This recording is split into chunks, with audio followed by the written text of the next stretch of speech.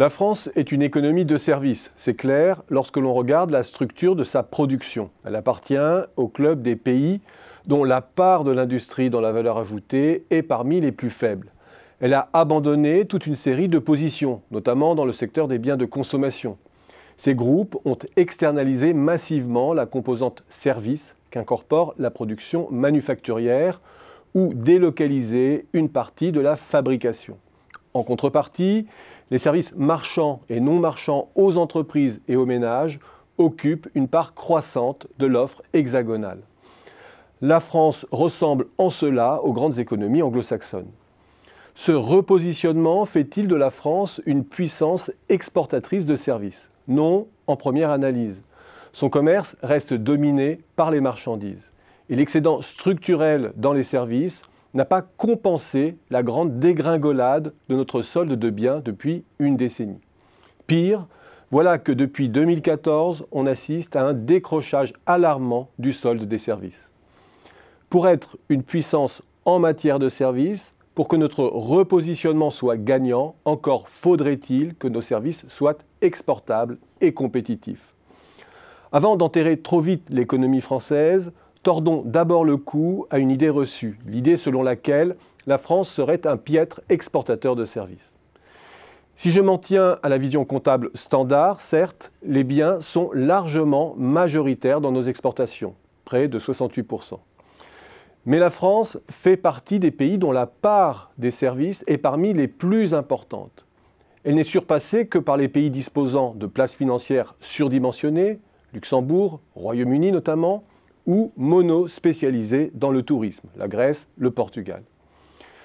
Si l'on regarde maintenant le contenu en services locaux incorporés dans les biens exportés, ce que nous permettent d'évaluer les statistiques de commerce en valeur ajoutée, alors la France est le pays qui incorpore le plus de services locaux dans les biens manufacturés qu'elle exporte. Et au total, résultat plus saisissant encore, lorsque je prends les services incorporés dans l'ensemble des biens et services qu'exporte la France, cette part est majoritaire. Autrement dit, la France exporte plus de services que de biens, directement ou indirectement. Il faut enfin tenir compte du fait que peu de services s'exportent depuis le territoire. Capter la demande étrangère passe par des implantations directes. Et là encore, la France fait figure de leader européen en niveau absolu, si l'on en juge par la quantité des emplois mobilisés par les filiales étrangères de nos grands groupes de services. Cet emploi est porté sans surprise par le commerce de détail, près d'1 million à lui tout seul. Il est aussi dominé par le secteur de l'hébergement et de la restauration. Et puis, figurent en bonne place aussi des secteurs de pointe dans le conseil, la programmation informatique, l'information, la communication, les activités scientifiques, etc. C'est donc comme une nation spécialisée dans les services et exportatrice de services qu'il faut regarder la France et affiner le diagnostic de notre compétitivité.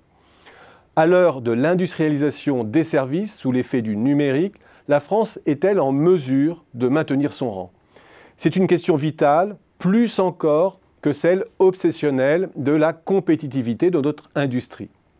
Et c'est là qu'il faut s'inquiéter sans doute de la dégradation brutale du solde des services que pointe notre balance des paiements. Elle ne relève pas seulement du passage à vide de notre solde touristique à la suite des attentats, mais touche beaucoup d'autres secteurs. Les services aux entreprises, le transport, l'assurance notamment.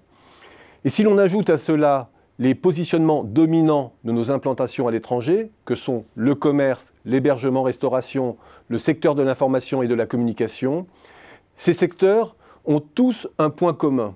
Ils sont les premiers exposés à la grande transformation numérique qui bouleverse les modèles d'affaires. Et c'est cette industrialisation-là qu'il faut gagner.